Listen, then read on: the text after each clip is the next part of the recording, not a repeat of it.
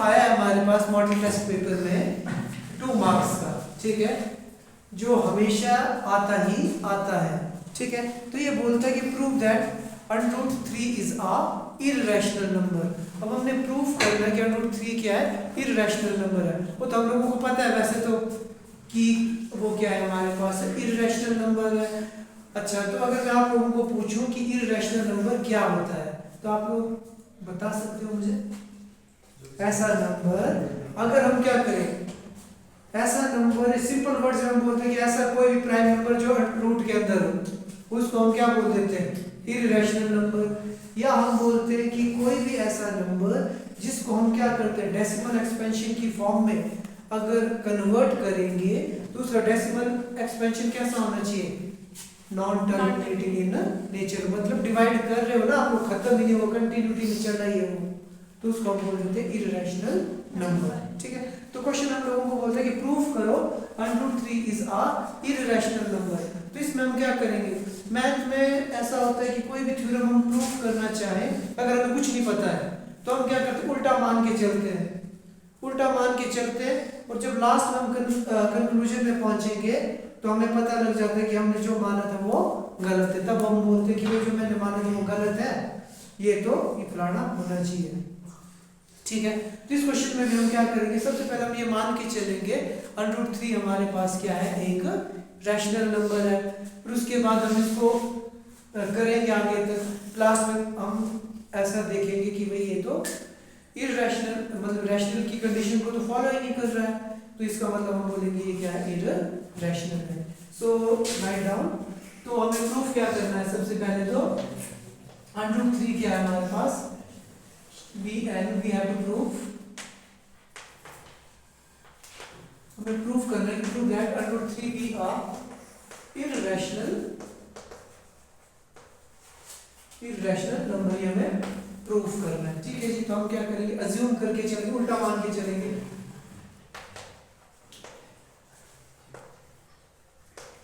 Let us assume that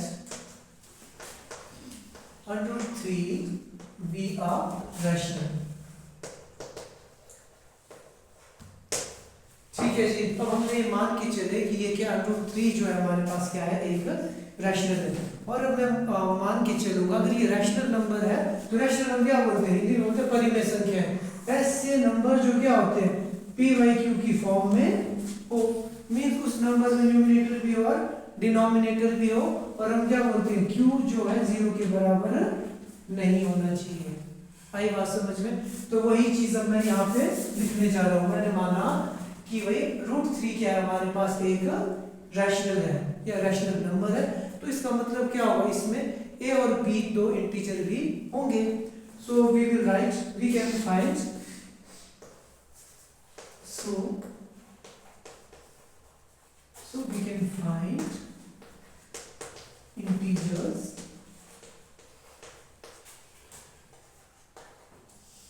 a and b such that, अब ये पहला काम आपने, ये हर जगह कोई भी नंबर है किसी भी टी ले लेंगे, लिखेंगे लेट अस अज्यूम दैट फलाना be a rational number, so we can find our integer a and b such that। अब हमने क्या करना है, जो भी हमारे पास इररेशनल नंबर दिया होगा उसको हमने किसके बराबर मानना है, a/b के बराबर, ठीक है जी, ओके जी। अब अगला स्टेप हम क्या करेंगे, हम मान के चलते हैं कि a और b, we have supposed a and b have a common factor other than 1, ठीक है जी। Then we can divide it by the common factor and assume a and b are the co-prime। अब हम मान के चलेंगे कि भाई मैंने बोला कि a और b के बीच में 1 के अलावा भी कोई चीज कॉमन होगी, माना मैं बोलता हूँ कि a और b के बीच में शायद कुछ चीज कॉमन होगी, जो भी चीज कॉमन होगी उसको मैंने क्या कर दिया, उसको डिवाइड करके खत्म कर दिया। कहने का मतलब क्या हुआ, मैं मान के चलता हूँ कि ये नंबर था मेरे पास 5 2 10 14, मान के चलते इस तरीके से a और b क्या था मेरे पास 10 और 14 था। अभी दोनों के बीच में कॉमन क्या है, 2 के टेबल से ये भी जाएगा, 2 के टेबल से ये भी जाएगा ना। तो मैंने बोला इन दोनों के बीच में जो भी चीज कॉमन है ना उसको मैंने खत्म कर दिया। तो मैंने बोला कि मैंने ऊपर वाले नंबर को भी 2 से डिवाइड कर दिया, नीचे वाले को भी 2 से डिवाइड कर दिया, तो हमारे पास क्या आ गया 5/7। क्या अब इन दोनों के बीच में 1 के अलावा कुछ चीज कॉमन है? कुछ चीज कॉमन नहीं है, तो मैंने बोला ये क्या है, एक कोप्राइम है। अब मैंने मान के चला हूं कि भाई दोनों के बीच में ए और बी के बीच में कुछ भी चीज कॉमन थी, उस कॉमन चीज से मैंने इन दोनों को डिवाइड कर दिया और अब बीच में कुछ भी चीज कॉमन नहीं है जी। अब चलिए हम ठीक है, तो मैंने बोला कि भाई अब इन दोनों के बीच में कुछ भी कॉमन नहीं है 1 के अलावा। जब कभी भी दो प्राइम नंबर्स के बीच में 1 के अलावा कुछ भी चीज कॉमन नहीं होती ना, उसको हम बोलते हैं कोप्राइम। अब हमने इस ए और बी को क्या बना दिया है, एज्यूम करने के बाद एक कोप्राइम नंबर्स बना दिया है, ठीक है। बट अब बाद में क्या होगा, जब हम इसको फर्दर करेंगे इसके बीच में कुछ चीज कॉमन आ जाएगी, ठीक है।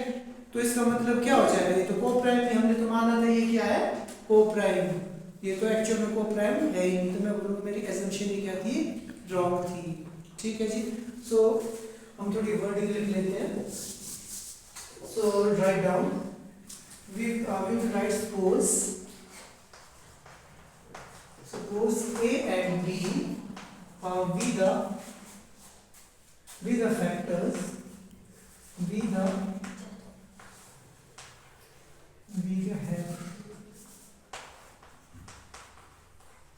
have the common factor other than 1, we can divide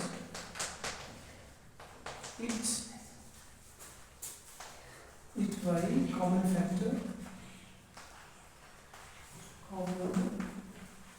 मैंने बोला कि मैं मान के चला ए और बी के बीच में कुछ चीज 1 के अलावा भी कुछ चीज कॉमन है, और मैंने बोला जो भी चीज कॉमन थी ना उससे मैंने इसको डिवाइड कर दिया।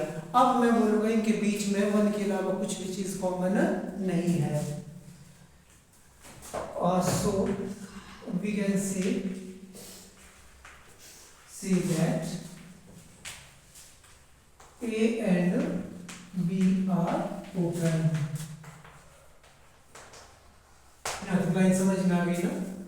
मैंने बोला कि सबसे पहले हमें क्या करना है, √3 को रैशनल मान के चलना, और उसके बाद हम लिखेंगे कि भाई we can find out integers a and b such that जो भी हमारे पास √3 वाला नंबर होगा उसको हमने किसके बराबर लिखना, a/b के बराबर, कुछ भी क्वेश्चन हो ऐसे ही करना।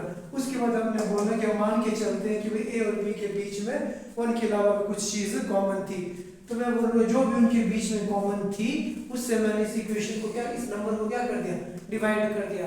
अब उसके बीच में कुछ भी कॉमन नहीं, इसलिए मैं मान के चला हूँ कि a और b क्या है, कोप्राइम। इस लाइन को याद रखना, हमने बोला है a और b क्या है हमारे पास, कोप्राइम है, ठीक है। अब इसके बाद हम क्या करते हैं ना, अब मैं बोलता हूँ कि क्या मैं इन दोनों इक्वेशन को अगर आपस में क्या कर दूं, क्रॉस मल्टीप्लाई कर दूं, तो मेरे पास क्या आ जाएगा, a = b√3, इसको दे देता हूँ इक्वेशन नंबर 1। यहाँ तक समझ में आया सबको। मैंने क्या किया, इस वाली इक्वेशन को आपस में क्रॉस मल्टीप्लाई कर दिया और a की वैल्यू आ गई, a = b/√3, ठीक है जी। अच्छा जी, अब अगला स्टेप क्या है हमारे पास, स्क्वेयरिंग बोथ साइड्स, ठीक है। तो मैं बोलता हूँ स्क्वेयरिंग बोथ साइड्स, तो क्या हो जाएगा, a की पावर 2, b की पावर 2 और √3 का स्क्वायर क्या हो जाएगा मेरे पास, 3। समझ में आया, a का स्क्वायर a², b का स्क्वायर b², √3 का स्क्वायर क्या हो जाएगा हमारे पास, 3। यहाँ तक समझ में आया सबको। अच्छा जी, अब उसके बाद ना हम लोगों ने क्या पढ़ा था, थ्योरम पढ़ी थी, थ्योरम 1.3, ये बोलती है कि late p be the prime number if p divides a² then p divides a। ये बोलता है कि भाई अगर मेरे पास क्या है, p एक प्राइम नंबर है, और ध्यान से सुनना मैं क्या बोलना चाहता हूँ, मैं बोलना चाहता हूँ कि भाई हमने पढ़ा था, मतलब ये थ्योरम बोलती थी कि अगर कोई भी प्राइम नंबर किसी के स्क्वायर को क्या करती है, डिवाइड करती है, तो वो उस नंबर को भी डिवाइड करती है। कहने का मतलब क्या है, मान के चलते यहाँ पे मैंने 5 का स्क्वायर लिखा, मान के चलते यहाँ पे मेरे पास 3 था। तो थ्योरम बोलते हैं कि भाई अगर 5 का square is divisible by 3, so 5 must be divisible by 3। आई बात समझ में कि नहीं आई? पता लगा कि नहीं लगा? नहीं लगा। कहने का मतलब ये चलते और एग्जांपल लेते हैं। मान के चलते मैंने यहाँ पे लिखा है 9, ठीक है, यहाँ पे लिखा मैंने 3 का स्क्वायर। 3 का स्क्वायर क्या आता है हमारे पास? 9 आता है ना। क्या 3 प्राइम नंबर है कि नहीं हमारे पास? है। तो ये थ्योरम बोलती है कि भाई अगर 3 जो है 3 के स्क्वायर को डिवाइड करता है तो 3 क्या करेगा? 3 को भी डिवाइड करेगा ही करेगा। आई बात समझ में? पता लगा ना? तो यहाँ पे मैंने बोला कि भाई by the help of theorem 1.3, अब प्राइम नंबर क्या है हमारे पास? 3 है ना प्राइम नंबर पक्का। अगर 3 क्या करता है? ए स्क्वायर को डिवाइड करता है, तो क्या 3 ए को भी डिवाइड करेगा कि नहीं करेगा? करेगा। ठीक है जी, तो वही चीज अब हम लिखेंगे। सो वी विल राइट, मैं लिखूंगा since a square is divisible, a square is divisible by 3, since a square is divisible by 3, so a is also divisible by 3। ये देखो, ये भी इंटरेस्टिंग पॉइंट हमारे पास हो गया। देखो मैंने अभी हमने ऊपर ही क्या बोला था? जो ऊपर हम लोगों ने बोला था कि ए और बी के बीच में कुछ भी चीज कॉमन नहीं है, बट अभी मैंने बोला कि भाई ए किस से डिवाइड होता है? 3 से हमारे पास डिवाइड हो रहा है। यहाँ तक समझ में आया कि नहीं आया आप लोगों को? आ गया। ठीक है जी, अब हम अगला काम करते हैं। अगला काम क्या है? अब हमने अपनी मर्जी से पुट करना है। ठीक है, तो मैं बोलता हूँ कि put a is equal to 3c। अब मैंने क्या करना है? एक की जगह क्या पुट कर देना है? इसको इक्वेशन नंबर 2 मान के चलती है। स्टेप याद रखने वाले, हर क्वेश्चन में यही चलेगा। जैसे मान के चलते हैं √5 का क्वेश्चन होता है, 3 की जगह क्या लिखता है? 5, यहाँ भी 5, यहाँ भी 5, यहाँ भी 5 लिख लेता। बट अब यहाँ a की जगह में क्या लिखता हूँ? a is equal to 5c। समझ में आ रहा है ना? अच्छा, अब मैंने बोला put a is equal to 3c in equation number 2। जो इक्वेशन नंबर 2 है वहां पे मैं a की जगह क्या लिखूंगा? 3c। तो हमारे पास क्या आ जाएगा? 3c का whole square is equal to 3b square. ठीक है, तो लिख थोड़ी देर आप लोग इरेज करता हूँ, यहीं पे समाप्त करने की कोशिश करूंगा। अच्छा जी, अब देखो इसका मतलब क्या हो जाएगा हमारे पास? 9c square is equal to 3b square आया क्या? ये 3 इस अगर मैं क्या कर दूं 9c square upon 3 is equal to मैं लिख लेता हूँ b स्क्वायर। समझ में आया? तो ये क्या हो जाएगा? देखो इससे ये कट गई, आ गया मेरे पास 3c स्क्वायर। अब मैं क्या करूँगा? Interchange b square is equal to 3c square. अब देखो वही कंडीशन दोबारा बन रही है हमारे पास, ऐसी ऐसी कुछ। यहाँ पे क्या है? a square is equal to 3b square. यहाँ पे क्या है? b square is equal to 3c square. अगर अब देखो ये वाला 3 कहाँ आ जाए? इस साइड आ जाए तो क्या बन जाएगा? b square upon 3। तो मैं बोलूंगा दोबारा ही, since b square is divisible by 3, so b is also divisible by 3। अभी तो हमने बोला था इनके बीच में कुछ भी चीज कॉमन नहीं है, बट 3 कॉमन आया कि नहीं आया? a को भी कौन डिवाइड कर रहा है? 3 डिवाइड कर रहा है। b को भी कौन डिवाइड कर रहा है? 3 डिवाइड कर रहा है। इसका मतलब जो हमने मान के चले थे a और b क्या है? कोफ्रेंड। क्या ठीक है? गलत है। It means our assumption is wrong, this is irrational number। समझ में आया? तो हम क्या लिखेंगे? वही चीज हम जो यहाँ पे लिखी थी वही लिखेंगे, since b square is divisible by square is a divisible by 3, so b must be divisible. b must be divisible by 3 by theorem लिख लेते हैं, by theorem 1.3। वैसे तो लिखने की जरूरत नहीं है, इतना समझ में आ गया। अब मैंने बोला कि भाई यहाँ पे भी अब जो a है वो भी 3 से डिवाइड हो रहा है, b है वो भी 3 से डिवाइड हो रहा है, सो वी विल राइट, इसके बाद हम लोग लिख देंगे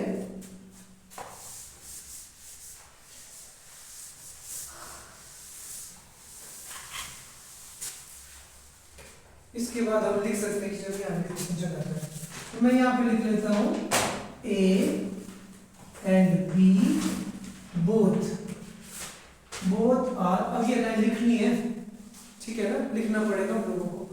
a and b both are divisible bye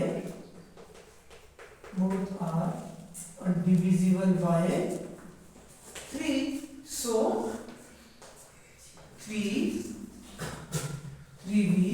a common factor,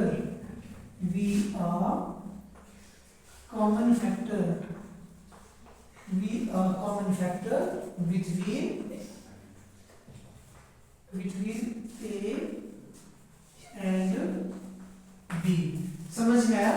मैंने बोला इसका मतलब ये हुआ a भी 3 से डिवाइड हो रहा है, b भी 3 से डिवाइड हो रहा है, और 3 क्या है, इन दोनों के बीच में एक कॉमन फैक्टर है। अभी यहाँ ध्यान से देखो, मैंने क्या बोला था, मैंने बोला था कि a और b के बीच में जो भी चीज कॉमन फैक्टर है उसको तो मैंने क्या कर दिया है, डिवाइड कर दिया, और मैंने बोला उन दोनों के बीच में तो कुछ भी चीज कॉमन नहीं है, बट यहाँ क्या आ गया कॉमन उनके बीच में, 3 आ गया।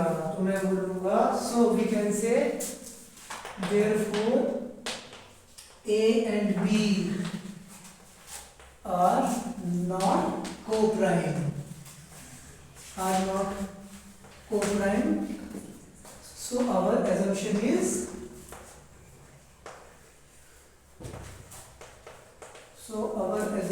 is wrong. Root 3 be irrational, therefore root 3 be irrational।